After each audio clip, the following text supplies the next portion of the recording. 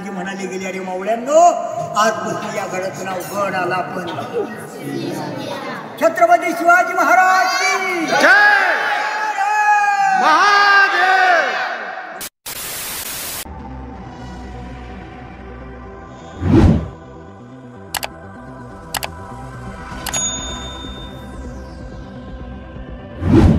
नमस्कार मित्रांनो, माझ्या एका नवीन ब्लॉगमध्ये आपल्या सर्वांचे स्वागत आहे। तर मी आज जाणार आहे सिंहगड फोर्ट एक्सप्लोर करण्यासाठी। तर बघूयात आजचा तिथला व्ह्यू कसा असेल काय नाही हे माझ्या व्हिडिओच्या माध्यमातून तुम्हाला दाखवणार आहे। चला तर आपल्या व्हिडिओला सुरुवात करूयात। पुण्याच्या नैऋत्येला साधारणतः 25 किलोमीटरच्या अंतरावर असणारा हा किल्ला समुद्रसपाटीपासून सुमारे 4400 फूट उंच आहे। थोडंसं जरा ट्रॅफिकमुळे विषय झाला मित्रांनो।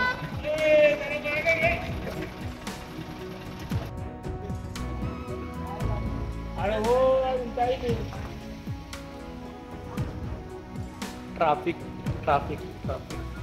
सह्याद्रीच्या पूर्व शाखेवर पसरलेल्या भोलेश्वराच्या रांगेत हा गड आहे। 2 पायऱ्यासारखा दिसणारा खंदकाचा भाग आणि दूरदर्शनाचा उभारलेला मनोरा यामुळे पुण्याहून कुठूनही तो लक्ष वेधतो। पुरंदर, राजगड, तोरणा, लोहगड, विसापूर, तुंग असा प्रचंड मुलखत या गडावरून दिसतो। तर मित्रांनो, आम्ही होतो पुणे दरवाजा येथे। आता मी सध्याला पुणे दरवाजा इथे थांबलेला आहे। बघा अशी स्थिती आहे सध्याला। चला तर आपण आता पुढे बघूयात।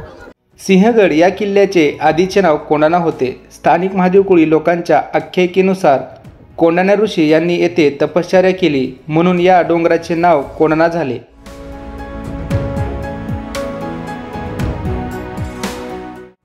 हा किल्ला पूर्वीपासून महादेवकुळी लोकांच्या ताब्यात होता। हा किल्ला पूर्वीपासून पुण्यनगरीचे मुख्य होते। येथे महादेवकुळी राजा नागनाथ नागा नाईक यांच्या ताब्यात होता। ही आहे तोफखाना। तोफखाना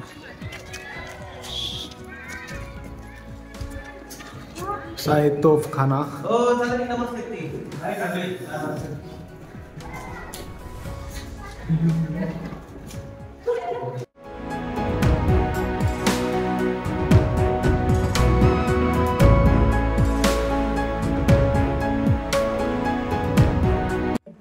मित्रांनो, त्या काळामध्ये इथं घोडे बांधायचे महाराजांचे। अशी जागा बनलेली आहे घोड्याची पागा संपूर्ण। एकदम थंड वाटते मित्रांनो मध्ये आतमध्ये। या ठिकाणी घोड्यांची जागा होती पहिला। असा व्ह्यू आहे गडाचा। इसवी सन 1360 मध्ये दिल्लीचा सुलतान मुहम्मद तुगलखाने दक्षिणस्वारी केला। तेव्हा त्याला मंगोल आक्रमणापासून सुरक्षित राहण्यासाठी राजधानी देवगिरी येथे हलवली। पण त्यावेळी दख्खनच्या भागात कोळी राजांचे वर्चस्व होते म्हणून त्यांनी कोळी साम्राज्यावर आक्रमण केले। त्यावेळी त्यांच्यातच आणि स्थानिक महादेवकुळी राजा नागनायक यांच्यात मोठा युद्ध झाला। पुढे जनतेला घेऊन त्यांनी किल्ल्यात आश्रय केला। त्यांनी तब्बल 9 महिने अधिक काळ म्हणजेच 1 वर्ष किल्ला लढवला। त्यांचा पराक्रम पाहून सुलतान चकित झाला। पुढे रसद तुटल्यामुळे त्यांनी किल्ला सोडून दिला। सुलतान दिल्लीला गेल्यानंतर किल्ला महादेवकुळी सामंताकडे होता। पूर्वी हा किल्ला आदिलशाही राजवटीमध्ये होता। दादोजी कोंडदेव मालवणकर हे आदिलशहाकडून सुभेदार म्हणून नेमले होते। पुढे इसवी सन 1647 मध्ये त्यांनी गडावर आपले लष्करी केंद्र बनवले। इसवी सन 1649 मध्ये शहाजी राजांच्या यांच्या सुटकेसाठी छत्रपती शिवाजी महाराजांनी हा किल्ला परत आदिलशाहीला दिला। पुरंदरच्या तहात जे किल्ले मोगलांना दिले त्यामध्ये कोंढाण्याचा समावेश देखील होता। ही ओरिजिनल समाधी, ही प्रतिमा समाधी 1670च्या लढाईमध्ये तानाजी मालुसरे आणि तानाजी मालुसरेंच्या रक्ताने अगर पवित्र झाला।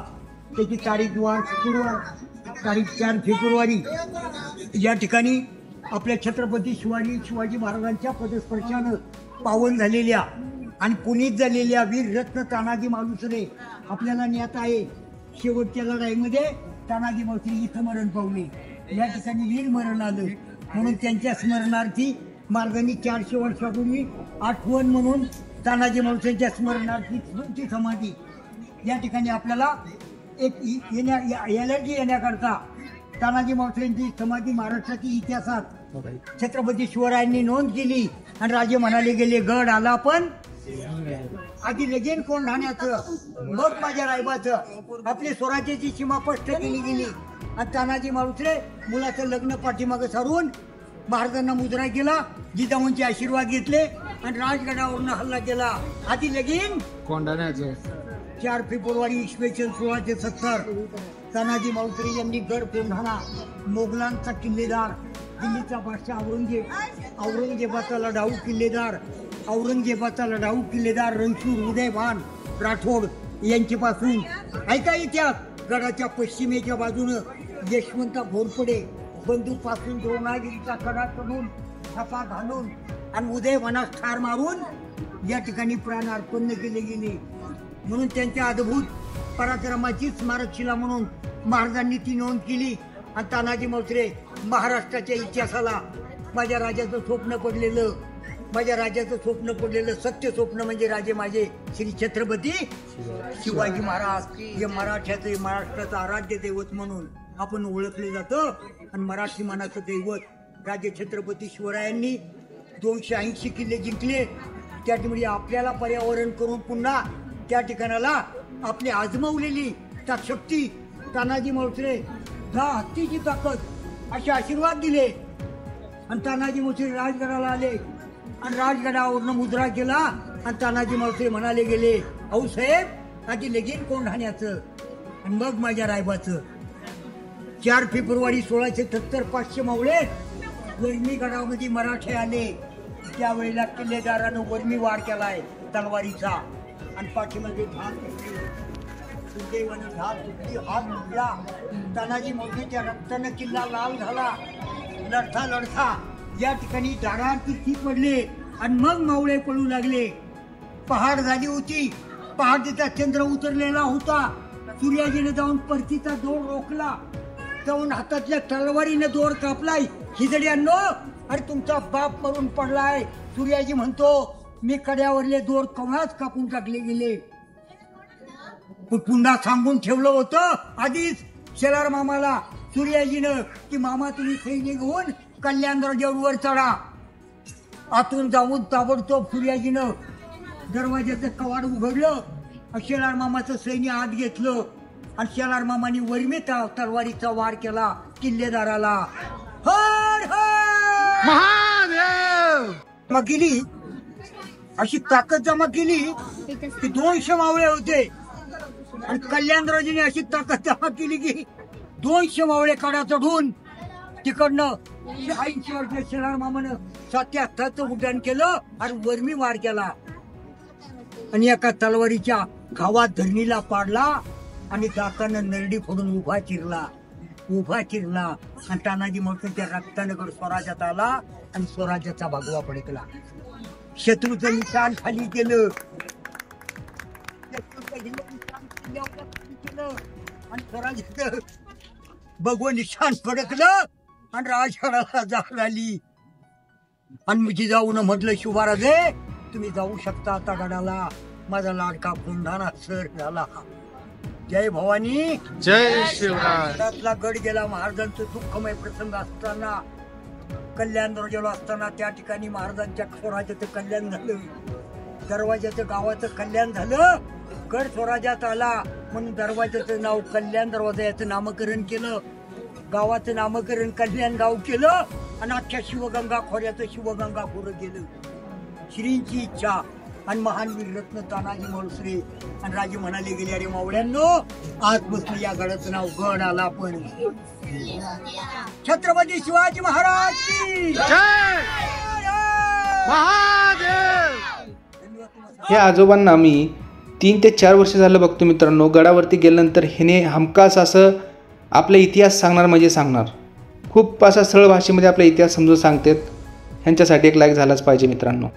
सध्याला मी आहे राजाराम महाराजांच्या समाधीपाशी. पुढे मुघलांतर्फे उदयभान राठोड हा कोंढाण्याचा अधिकारी होता. मूळच राजपूत असल्याने उदयभान राठोड यांनी मुस्लिम धर्म स्वीकारला होता. सिंहगडाचे मूळ नाव कोंढाणा होते आणि छत्रपती शिवाजी महाराजांच्या काळात त्यांचे विश्वासू सरदार आणि बालमित्र तानाजी मालुसरे यांनी त्यांच्या मावळ्यांनी मावळ प्रांतातून भरती झालेल्या सैनिकांनी हा किल्ला एका चढाईच्या दरम्यानातून जिंकला होता। या लढाईत सुभेदार तानाजी मालुसरेंना वीरमरण आले आणि प्राणाचे बलिदान देऊन हा किल्ला जिंकल्यामुळे शिवाजी महाराजांनी गड आला पण सिंह गेला हे वाक्य उच्चारण अशी आख्यायिकी आहे, परंतु सिंहगडाचे नाव आधीपासूनच असल्याचे आढळते। मित्रांनो, असा हा सिंहगडाचा व्हिडिओ होता। व्हिडिओ कसा वाटला का नाही मला कमेंटमध्ये सांगायला विसरू नका व जर चॅनलवरती नवीन असेल तर चॅनलला सबस्क्राईब करा। चला तर भेटतो मी नेक्स्ट व्हिडिओमध्ये। जय जय जाऊ, जय शिवराय, जय Maharashtra. Thank you for being here. बहुत बहुत धन्यवाद।